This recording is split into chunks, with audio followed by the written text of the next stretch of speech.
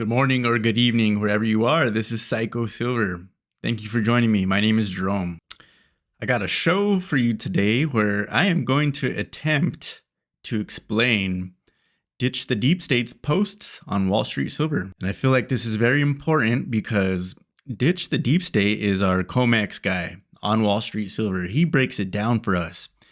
And you can tell that this gentleman is very smart. He has a financial mind. He understands these things deeply. And sometimes he talks a little bit over all of our heads, especially mine. And I've spent some time with it.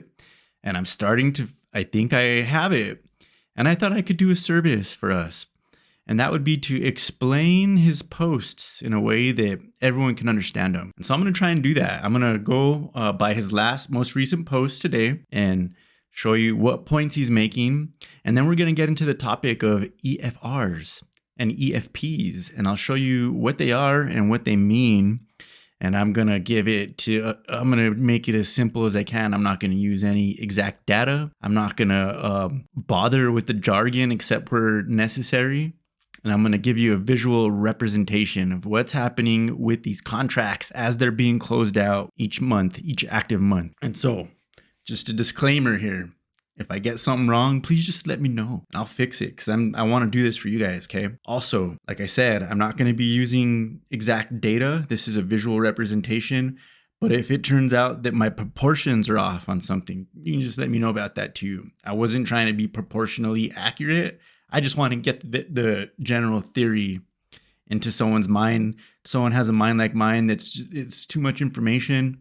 And it's a lot of new words and it's tough to understand in text. But I think if we have a graphical demonstration, it's very easy to understand that way. And I'm going to do my best, okay? If you notice anything's wrong, let me know. I'll just remake the video real quick. Make sure we get everyone included in understanding this, okay? So let's jump into his most recent post and we'll spend a couple minutes with that. And then I will get into my explanation of what the EFR and the EFP are and how the Comex is operating differently in its closing of contracts. It looks like some trickery is going on. And we're gonna see right here. Something's different. Let's jump in.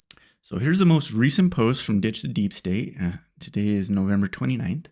And he writes, the bankers desperately pull the EFR and EFP tricks on the December silver contracts as 2,538 contracts settle off the exchange. That's just 12.7 million ounces only one day before first notice day. Nothing to see here. Plus, registered silver plunges 3% or 1 million ounces. That was a big plunge, wasn't it, for one day? And so first right here, he's giving us a chart. And the red line is this month. And basically all we're seeing here is there was a big drop. See day 4, day 3, day 2, day 1. This drop in the red line took us all the way down to that green line, which just happens to be the amount of registered silver in the Comex. Isn't that an interesting coincidence? We had this steep drop in the amount of open interest contracts that landed us right on the registered amount. How very convenient. How very interesting. That's all he's pretty much demonstrating here, okay? In this next chart right here are the EFRs. And that big, thick red line there is showing you that compared to all other months, the Comex is using a ton. What did he say? A 14-fold increase in EFRs this month compared to other months. And see the green line there again? So there's more EFRs exchanged for risk. There's more of those than there is registered silver. And so let's remind ourselves what EFRs are, okay? We're going to go back to one of his old posts here. Let's make it very simple. We have exchange for physical, that's the EFP, and Comex defines that as a position in the underlying physical instrument for a corresponding futures position. That generally means a swap with the London cash or spot market. EFPs are usually settled in cash. That's it, okay? Why they're doing this instead of closing their position or taking delivery, I don't know, but it's an instrument that they're using. I'm sure they have their reasons. And down here we have the new one. It's not entirely new, but they're using it far more. You have exchange for risk. And he writes that as a position in an over-the-counter swap for another OTC derivative in the same or related instrument for a position in the corresponding futures contract. Blah, blah, blah. That's what he writes. Blah, blah, blah. In other words, you can settle the contract for something BS, like shares of SLV or whatever the two parties agree on. So when you see the EFR, you don't know the terms of contract. You don't know how they're settling that contract. You don't know what they're getting, but they're, instead of taking delivery or closing their contract like how it's always been, they're opting for these EFRs, and it just looks suspicious. Okay, we'll just leave it right there, nice and simple. Okay, so there you have it again. There's a ton of the EFRs, more EFRs than there is registered silver. And right here, here's a chart of total open interest of all active contracts, and the big thick red line is this month. And so this month there's very few contracts, historically low amount of open interest. So the banks are being shy for some reason about having open interest, and that means they're not long, they're not short, they're not standing for delivery. There's less contracts than before this month for some reason, and we suspect because maybe the metal isn't there, right? So very simply, we see something clearly going on there. They're using a new way to settle contracts, EFRs and EFPs, in an amount that is unusual, and there's less contracts than we're used to seeing, and the amount of contracts really crashed days before the delivery deadline.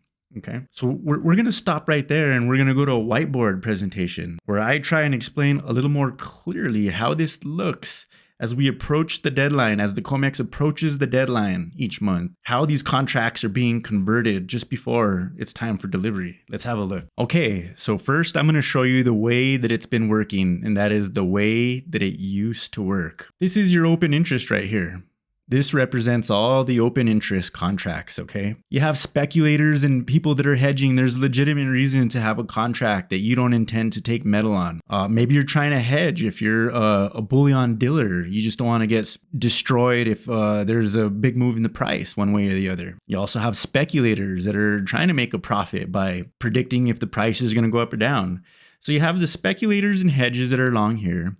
You have the speculators and the hedgers that are short here, and those represent a certain amount of the contracts, and we're not going to worry about the proportion for now. We just know that they're there. And here in the bottom, we have people that are on the Comex to take some metal. And I do believe far and away, this is probably too big of a representation of people that are there to take metal. The Comex is a trading thing. It's not, people don't even take that much metal. So this could in theory be a lot smaller, okay? But still though, we're dealing in a lot of metal. And you see, this box here is as you get a little closer to the deadline, those contracts start closing out. So there's less speculators long, there's less speculators there's less speculators short, and you have your people still standing for delivery. And we get even closer to the deadline. Those contracts are being closed, less short, less long, get near the deadline, close your positions, make a decision. What do you want to do? And then you still have people standing for delivery. And then you hit your deadline right here. Okay. There's your deadline. This is after the deadline. And the people that stood for delivery, well, they get their 5,000 ounce bar or their 1,000 ounce bars, 5 of them, or however many contracts they have, they get some metal. And out of the people that stood for delivery, you have a small percentage of them that had a contract in EFP. And I don't know if I even want to bother knowing why. You tell me, if you know why, let me know. I do want to know why, but it's not important. But we just do see that's pretty much in the amount of people that were standing for delivery. A lot of them get metal, some of them get EFP, okay? And all your speculators and hedgers are closing out because it's an active delivery month and they don't really want the metal. They just wanted to protect themselves or try and profit off of moves in the price. So that's the way that it used to work, okay? So here's the way that it's working now. And once again, this might not be proportionally accurate, but let's get the theory down. So here we go again. This is our open interest. You have your speculators long and your speculators short and people standing for delivery like before. And as we get closer to the deadline, there's less longs and there's less shorts. They're closing out their position before the end of the month and the deadline. You have your people standing for delivery, smaller still. But here you go, as what's going on now is there's a new thing going on. You have your EFRs and your EFPs, an amount that is unusual, right? Let's go back up to here. See that big red line? It's an unusual amount of EFPs and EFRs, especially EFRs. They're like the lowest on the totem pole. If you have a warrant, the top one is a warrant for registered silver. You take delivery. That's how you get the silver. These other things, they don't get you the silver, at least not as well. EFR, exchange for risk, getting used a whole bunch, we can see here. So we can see that these contracts are being converted somewhere in here just before the deadline. And we don't know why that's happening. We don't know if the Comex or the banks are having some sort of arrangement, but what it's doing is it has two effects. While there's less people taking metal, that's one, right? But also it looks like there's a similar amount of trades going on, but you have all this activity from people. There's already a lot of activity of people that don't even want any metal. But now you have even more activity with people that are not serious about taking metal. We don't know what they're doing. And so we reach the deadline and the EFRs get something. And that's what's so peculiar, right? We don't know what the EFRs are getting. We don't know what the EFPs are getting. They're undisclosed contract. And you have less people taking actual metal than before. And let's just remind ourselves real quick that these are in amounts. These are in amounts that exceeds the amount of metal that's actually on the exchange. So these are actually really freaking big, right? What else would I add to that? I mean, it's tough to...